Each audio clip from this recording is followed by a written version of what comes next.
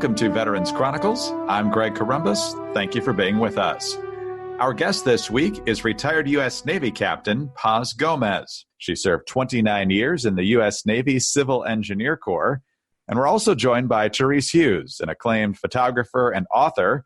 Her In a Heartbeat photography exhibit was on display at the Women in Military Service for America Memorial at Arlington National Cemetery. In March of 2021, her book based on that exhibit of women veterans will be released. Captain Gomez is among those featured.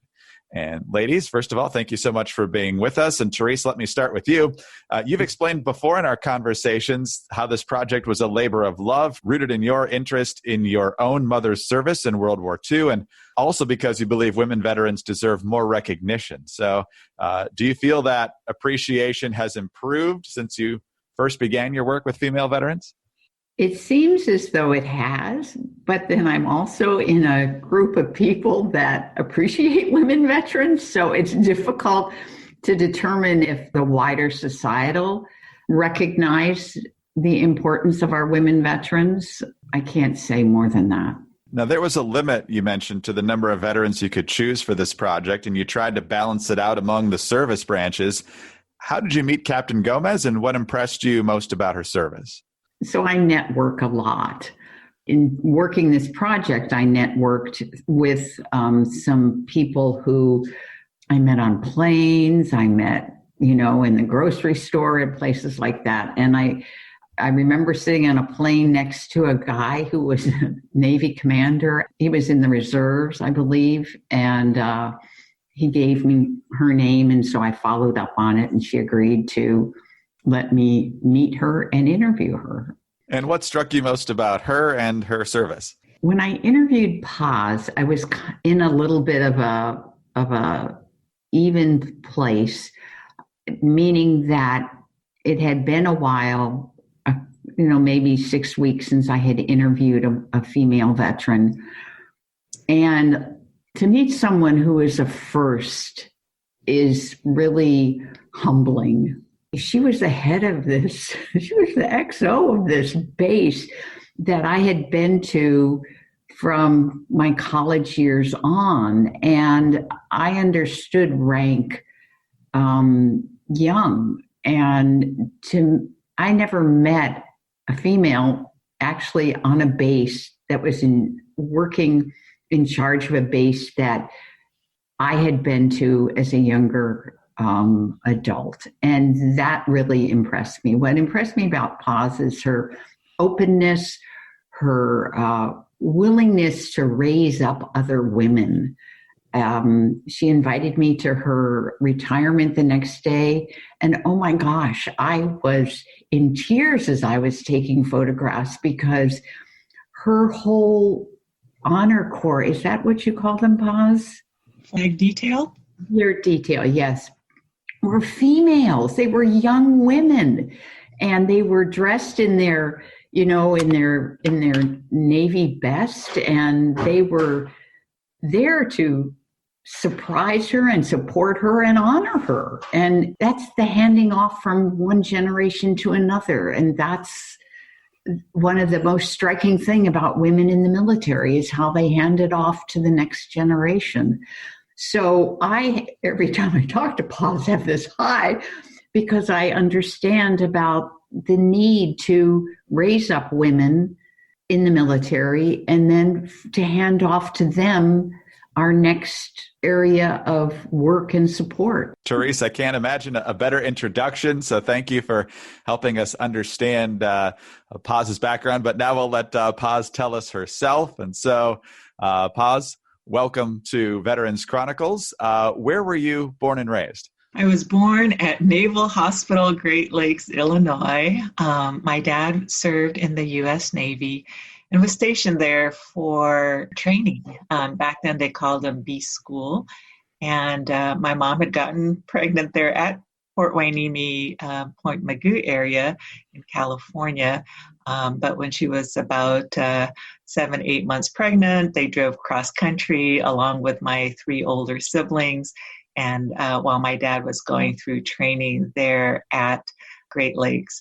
And then following him around, we moved around to San Francisco, Guam, a couple of places in the Philippines, and then in San Diego, where my father retired from the Navy. So given the fact that your dad was in the service, how much did that impact your desire to serve in general and to serve in the Navy in particular? It influenced me tremendously.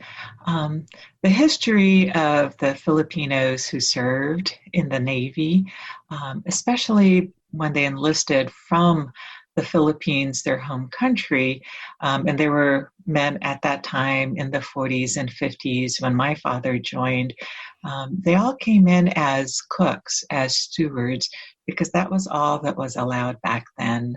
But they wanted to come to the United States and provide their families opportunities. And so I saw the pride and heard the pride in their voices of becoming an American sailor. And so growing up in that kind of environment and in San Diego, which is very much of a Navy town, I learned to appreciate the service and the sacrifices of the U.S. Navy and all the sailors who served, and just basically what happened with these sailors and the opportunities that they provided for their families. So I wanted to follow my father's footsteps and join the Navy as soon as I could. As our listeners are going to find out in the course of this interview, it's amazing how much can change in one generation. Talk about your decision to join the Navy in 1983 and what it was like to be a Filipino woman in the Navy in 1983. So that was when I received my commission, when I graduated with my bachelor's degree in civil engineering from San Diego State University. But I actually enlisted the year before in 1982. And the opportunity was with the Navy Civil Engineer Corps Collegiate Program, where as an enlisted E3, my job was just to finish my degree. However, I had all the benefits and opportunities my last year in college. And it was wonderful to be one of the few, because even in engineering, there were only very few women who were studying civil engineering at that time. And then joining the Civil Engineer Corps, we had a class of about 35 officers in our Civil Engineer Corps Officer School, which is at Port Hueneme, California. And there were 3 of us women at that time. And since then, now the percentage of women who serve in the Navy is right around 15%. So it has increased, but it is still just a very small percentage. Do you feel like you were treated as an equal? Not always. So there were some who felt that I was a quota and have actually made some comments to that effect. So I would just throw it right back at them and say, hey, listen, I'll compare my GPA with you anytime, and my engineering and technical skills and knowledge at the same level has nothing to do with the fact that I'm Filipino or a woman. I've got this, and I can show you and beat you at whatever needs to happen. So there was a certain amount of pushback because they just were not accustomed to it at that time. It was predominantly a male-dominated field. And what sort of engineering were you doing? It was civil engineering. And so when I first joined, went over to Naval Station Roosevelt Roads, Puerto Rico, and a lot of what we do in the Navy is not just civil engineering, which is predominantly structures, roads, bridges, utilities, and things along those lines.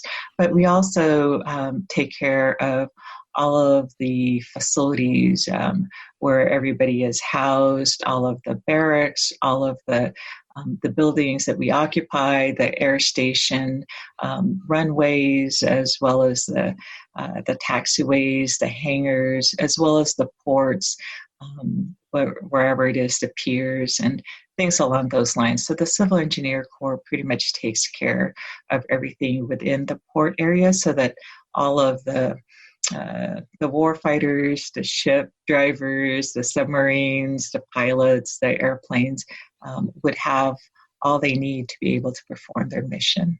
So that sort of work appealed to you both as a civilian in college and then as a member of the Navy. What was it about civil engineering that excites you, or that you wanted to make it a career?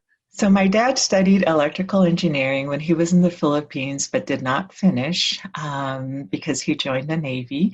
And so I was always pretty good in math and the sciences growing up in elementary school and in junior high. So in high school, as a freshman, my dad took me to the library. This was before the internet, and we had books. He took out reference books and said, "Hey, you want to take a look at some careers that you might be interested in? How about engineering?" And at that time, I didn't know what kind of engineering there was. And we went through the different types, the different disciplines, civil, electrical, mechanical, etc.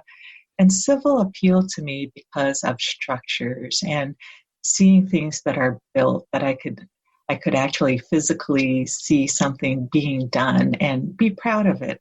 And so that's what attracted me to civil engineering. Pause. Let's take a break right there. When we come back, we'll have much more of your story here on Veterans Chronicles. We are back on Veterans Chronicles. Honored to be joined today by retired U.S. Navy Captain Paz Gomez. We've talked a little bit about her background, her father being in the Navy, and her work as a naval engineer. One of the words that's often put together with engineers in the Navy is Seabee. Were you technically a Seabee? Yes, I was. And so let's get a little more specific now. We've talked about some of the general areas that you worked in, but what are some specific projects that you oversaw? So as the CB officer in charge of the Construction Battalion Unit 416 at Naval Air Station, Alameda, California, I had a group of about 50 CBs with all the different types of ratings, and they call them Occupational Field 13, which are the equivalent of a construction firm, if you will. We have what's called builders, which are in essence the carpenters. We also have equipment operators, construction mechanics, and things along those lines. So we did many different types of projects, such as working on building what they call the Butler buildings, which are the prefabricated buildings for, at that time, Naval Air Station Moffett Field. And also, one of the things that was most notable back then was what is referred to as the Loma Prieta earthquake, which was October 17th of 1989. And at that time in the San Francisco Bay Area, we were wrapping up the day in Alameda at about 1700 or 5 p.m. when the ground shook, and so some of the CBs had just departed in their cars. They all came back because they knew that there was this huge earthquake that at that time was posted to be 7.1 on the Richter scale. And so we went around, and at that time also we had some law enforcement that had come to the base and said, "Hey, there's a freeway that was flattened over at Cypress Street near Oakland. Could you come and maybe bring some of your equipment to assist?" And so when we went out there, we realized that it was much, much larger than our small CB unit could handle, but we were there to assist as much as we could. So in addition to just projects, we also respond to disasters, whatever the disaster recovery might be, whether it's for hurricanes or earthquakes or whatever the situation may be. With regards to other types of projects, it wasn't just with the CBs, it's with different other positions. So my follow-on tour was in the resident officer in charge of construction office there in the San Francisco Bay Area. And one of the projects that I worked on was building 244 military family housing units for the sailors who were stationed up in the Bay Area. But the other fun one, which was pretty unique, was also constructing a breakwater there that was closing the area so that the ships that were coming through would have smoother waters. I think a lot of Americans either don't know or many times just don't think about all the construction work that the military does. I mean, you hear it about the Army Corps of Engineers from time to time. Unfortunately, it's maybe sometimes in connection with the levee in New Orleans or something like that, where work needed to be done. But it's constant, both domestically and internationally. So what do you want Americans to know about that type of work that's going on a regular basis all the time? It is ongoing, and it's amazing. And I really, truly salute all the military members who go out there and do the construction. I know the Army Corps of Engineers are more well-known, larger unit. However, we're the counterpart in the U.S. Navy that serves both the Navy as well as the Marine Corps. And we are just as knowledgeable and just as experienced, and quite often do work hand in glove with our Army and Air Force brethren. We are very much one team. One of the things that we do is quite often work jointly with each other. And as a matter of fact, some of the CB battalions have Air Force captains that joined them as part of their tour of duty, as well as there is a Marine Corps gunny usually as part of the CB battalion. And so it's really important for everyone to understand that even though the Army Corps of Engineers might get the limelight at times, that there are other services that provide similar services in the military as well. Paz, before we get to the war on terror, any other memorable deployments or projects leading up to the end of the 90s that you want to tell us about?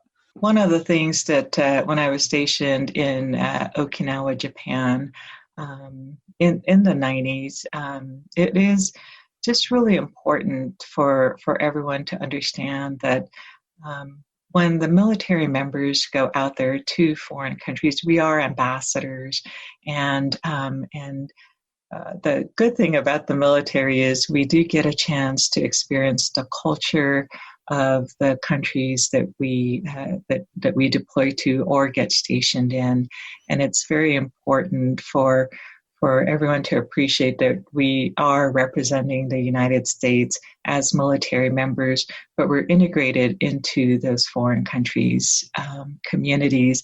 And I just remembered loving working with the Okinawan contractors and others on the projects that we completed over there. Were you ever able to spend time in the Philippines? Unfortunately, not during that tour of duty. I was there right beforehand, right before I was stationed, and my husband, who was on active duty as a Marine at the time, did go there. He was attached to the Marine Expeditionary Force and was coordinating different exercises for the Philippine military. And I was getting ready to join them on the next trip on a space available basis. However, they were in the process of renegotiating what they call the Visiting Forces Agreement, the VFA, and it had not wrapped up by the time I transferred from that area. Pause. Let's take another quick break. When we come back, much more of your story here on Veterans Chronicles. This is Veterans Chronicles. I'm Greg Corombos. Thanks very much for being with us. Honored to be joined today by retired U.S. Navy Captain Paz Gomez. Captain Gomez, you were in the Pentagon on that day in September of 2001 when American Airlines Flight 77 hit the building.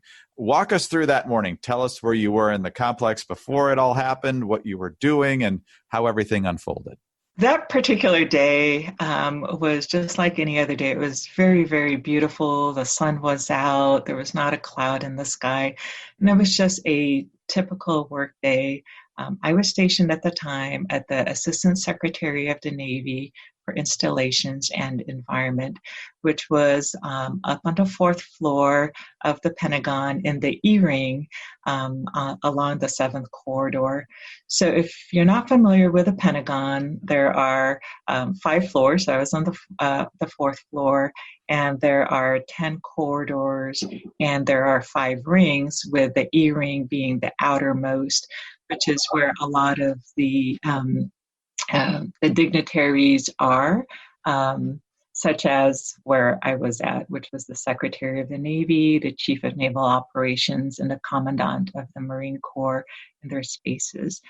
And so I was there just working away at my computer when all of a sudden we had heard about what had occurred in New York and what was going on. And we were concerned because we knew that it had been an attack on the United States, and twice within a short period of time. And so that morning, sitting there at my desk, all of a sudden I felt this movement of the whole building just moving forward. And as an engineer and structures and thinking about it, going, oh no. And the very first thing that ran through my mind was, we've been attacked, we've been hit. To have that kind of impact and motion. And so it's like, oh no. And the very first thing that ran through my mind right after that was, where are my kids? At that time, my twins were not quite a year old, and they were at the Pentagon Daycare Center. And so I peeked in on my boss, who was at a meeting in a conference room next door, and everybody was in a state of shock. And somebody started saying, let's evacuate, please, single file, and trying to keep order, just like you would in a fire drill. And at that time, I looked, made sure my boss was okay, and then I got out into the corridor and headed towards the 8th corridor, which was where the daycare center is, and I ran. They were trying to keep everything under control, but I ran as fast as I could, and I was very thankful that the Navy keeps you fit and being able to run as part of physical fitness. And I got to the daycare center, and it was completely empty. And so, thankfully, the daycare providers and others had taken all of the babies, put them into the cribs, and then rolled them out across the huge parking lot over to a safe area outside, away from the building. I did not know that at the time, but I knew that they had taken them to a safe place, and I just had to find them. And so then somebody started saying, "Hey, their kids are over that way," and so I ran across the parking lot and then found a whole group of all the kids there. And then found my kids in the crib. And I remembered the one thing that hit me was, I grabbed my kids and hugged them, and thankful that they were okay, was that my son was missing his left shoe. And as a mom, those are the things that are really important. And tried to get a cell phone to get in touch with my husband. He was a civilian. He had already retired from the Marine Corps just earlier that year. And so he was physically only about 3 miles away in an area called Roslyn. No one could get through on their cell phones. Everything was jammed. So at that time, there was a nice young lady named Colleen, who has a 2-year-old son named Patrick, who said, "Hey, come on, let's go ahead and start getting away from here," because we had heard through the grapevine that there was another plane that was coming, and it made sense. The second plane in New York came about 15 minutes later. So strategically, we were thinking within 15 minutes, there was going to be another attack at the Pentagon or someplace in DC. And we were getting wind of those news. So we said, let's get out of here as quickly as we can. I lived, my husband and I, my family lived in an area called Crystal City, which was literally a 1.5 mile walk away. So I figured I'd grab my 2 babies and start walking there. Colleen said, "Hey, I can carry Gina, my daughter, and I carried Eric, and we started walking home. Unfortunately, her son Patrick had other ideas, and we ended up going to a nearby marina and just sitting there for a moment. Near there was a trailer, and a construction trailer, and thankfully there was a landline. Went in there, and a few of us made our phone calls because the landlines were all operational. It was just the cell phones that were not working. And so I could not get a hold of my husband at his work. I left a message at home, and then just prayed that he would get the message and we'd get together. And at that time, had no idea what was going to happen and how the day was going to unfold. One of the things that I had noticed was there were many, many people who were very, very kind and helpful. They knew that things were not the way it should be. There were a group of us near the marina, and some people came from their boats and gave us some cheese and some crackers to munch on. And so we sat there for a little while. So I think, as everybody is aware, this occurred around 9:40-ish or so in the morning. And after a period of time, we ended up going back and trying to find some food for the kids because there were babies and needed to be fed. And thankfully, I was able to nurse them, but also wanted to find some other means of getting back, maybe finding a stroller. So I headed back to where the children were. This was several hours later, that had not been picked up by their parents yet. And a couple of the teachers said, "Oh, your husband was just here." And it was frustrating because we could not communicate. And later on, my husband told me that it had taken him 3 hours to drive to 3 miles. When he got home, he grabbed the jogger stroller, went and walked the 1.5 miles to look for me, but I had already left. So we could not find each other. And then there were some very kind people who delivered some milk and other food for the babies and the young children.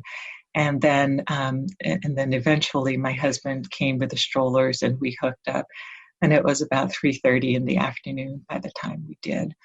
So we walked back, just very grateful that we were all together, and was in a state of shock, as the rest of the country was, not knowing what would come forward.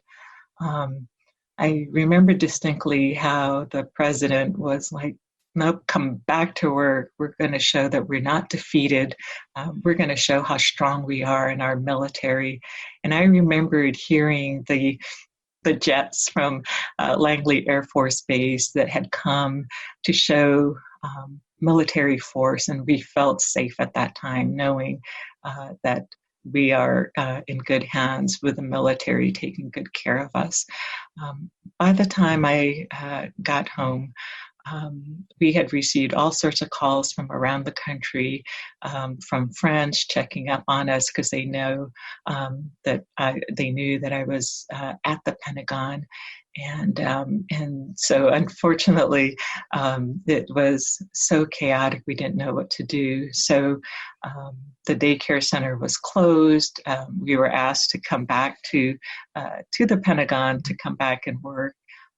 So the next day, took it off, just relaxed, but then went back to work the following day. And inside of the building, there was a strong smell of soot. It was very, very eerie and disturbing to go in there and to try to keep things going and pretend like it's business as usual, because it was not. And then all of the deaths and that were being reported, and the uncertainty, it was still there. But there were lots of really brave folks that were out helping out, rescuing, just looking out and being there for each other, to comfort each other and saying, "We've got this. Everything's going to be okay." And we did. We continued through getting things done, doing what needed to get done to get us back to normal as quickly as we can. And it was truly a momentous day that would never forget. But it gave me great faith in humanity, and also definitely in our military and the strength that we have and the resolve to make sure that we will continue to serve and take care of our country, and have continued to see that until, as we speak, into the present time. Paz, your twins are now adults. They lived through 9/11, thankfully, but probably remember little, if anything, about it. When did you start talking to them about that day, and how did they react to it? They just turned 20, it's very interesting because they don't remember, right? Because they were only a year old. Neither one of them were walking. My daughter had started cruising. My son was still in the crawling phase. One of the things that happened in the humanity and the kindness that occurred was there were quite a few people that were giving gifts, such as teddy bears and so on, for the kids who were there at the daycare center. And the circus came by to help entertain and things along those lines, because they wanted to bring the daycare center back and operational. In reality, we ended up opening it up at a DoubleTree hotel that was there at Crystal City, but trying to get the kids back to normal. One of the teddy bears that was given as a gift was a small little, maybe about an 8-inch high teddy bear that was brown with a pink t-shirt that said love on it. So we referred to it as a love bear, and it was one that my son had picked out as his toy from the generous gifts of others. And he held on to it, and it was his favorite stuffed animal forever. And to this day, and he's a 20-year-old young man, he said that if there was a fire or if we had to leave real quickly, Love Bear would be one of the 3 that he would take with him from his room, because he knows the significance of it. I started telling them stories about it earlier on, about what had happened when they were younger, when they started in elementary school. Whenever 9/11 would come up, their teachers will tell them a little bit about it. And that was when I started telling them that they were there. It's significant to them because they feel like that was a part of who they are, even though they don't remember what had occurred.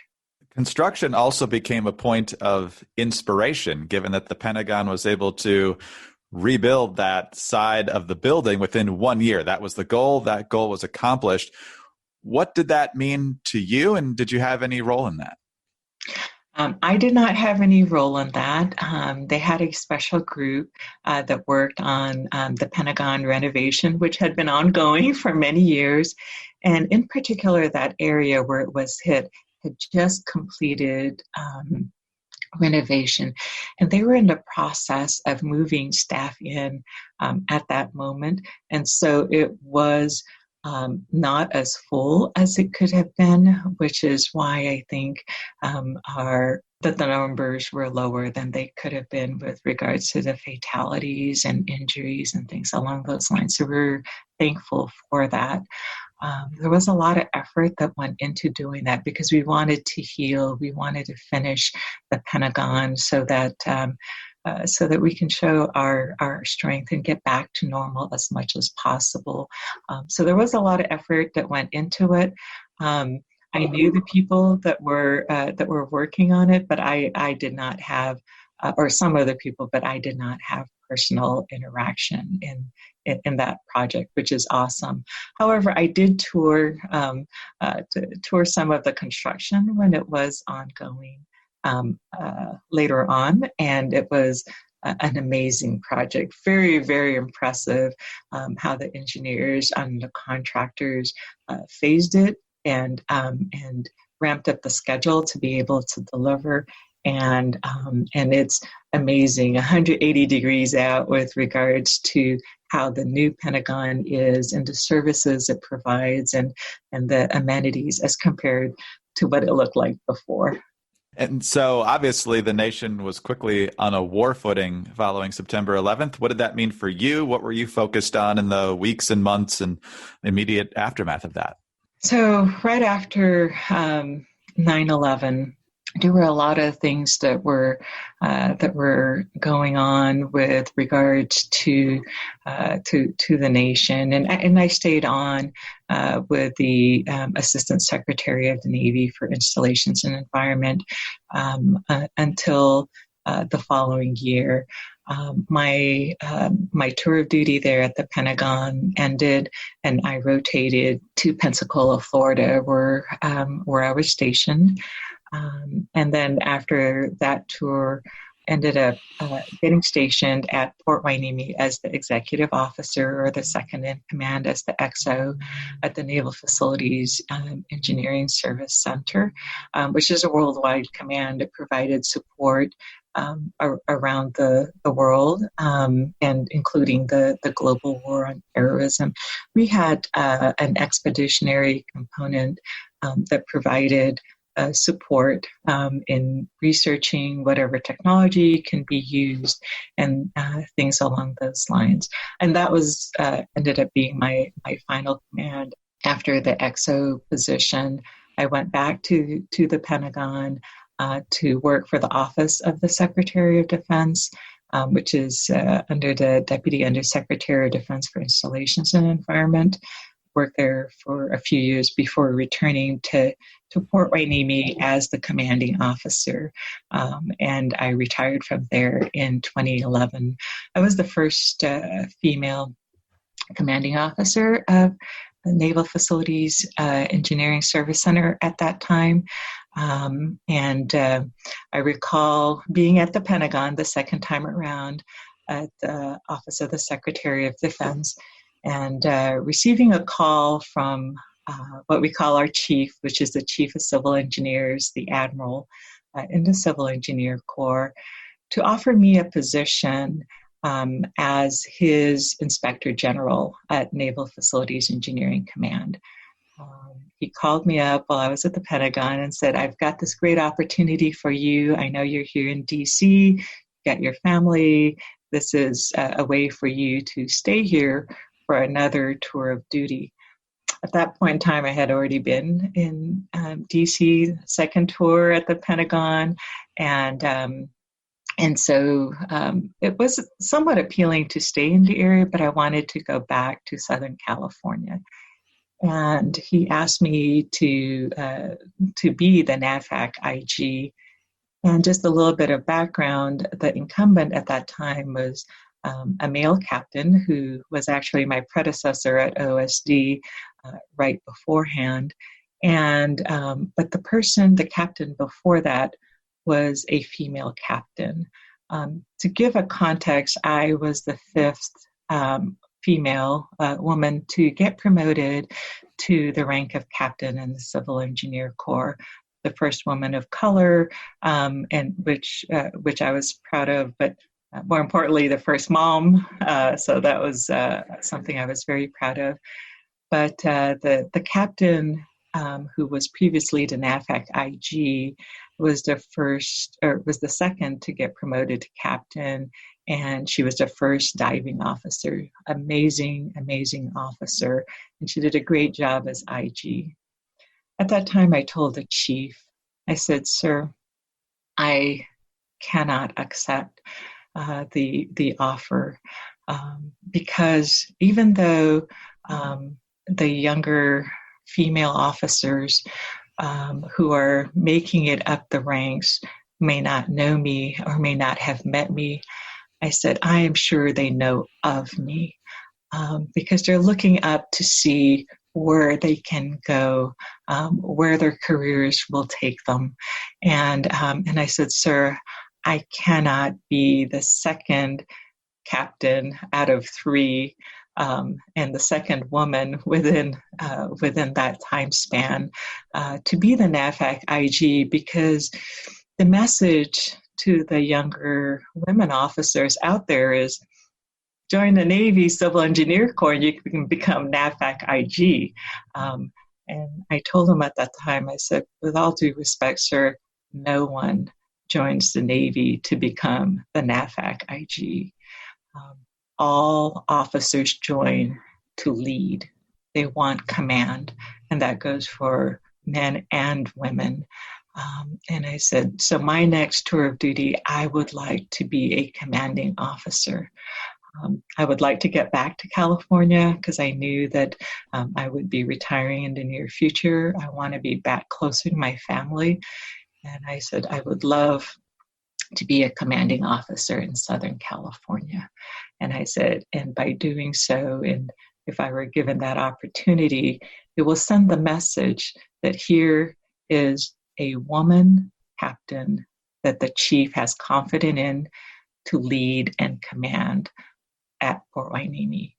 And I've got to give him great credit for listening, because he said that he had not realized that. He had not taken that into consideration, that having 2 out of 3 captains as women in NAVFAC IG could inadvertently send the wrong message to the younger women officers. So he appreciated my candor, and he afforded me the opportunity for the best tour that I had. I certainly loved being at Port Hueneme, and it was truly an honor to serve.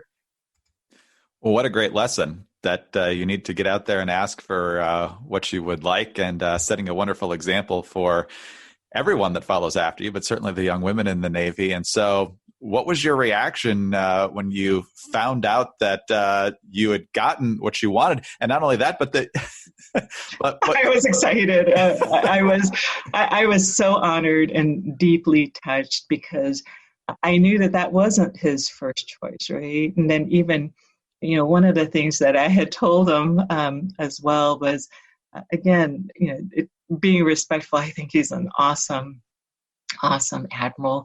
And I said, sir, with all due respect, if you're not going to give me command, I will not accept that position. I'd take almost any other position. And if you insist on me taking that IG position, I will just have to turn in my retirement papers, because I did not want that message to be out there. And so, Paz, not only did you get what you wanted, but you also blazed a trail here for women and for Filipinos in the service. What did it mean to you, not only to set the example for future generations and perhaps contemporaries, but also to know where you came following your father's naval service? It was the most wonderful opportunity for me to have served. And so earlier, Therese talked about the flag detail that was at my change of command and retirement ceremony. One of the things that was really important to me was opening up the doors for women. And a group of us had started the Women's Professional Network, which was for Civil Engineer Corps women officers to have a mentoring opportunity for a lot of the junior officers to reach out to the senior officers and get a chance to talk and ask questions, so that they can also succeed in their careers, even if there are barriers along the way.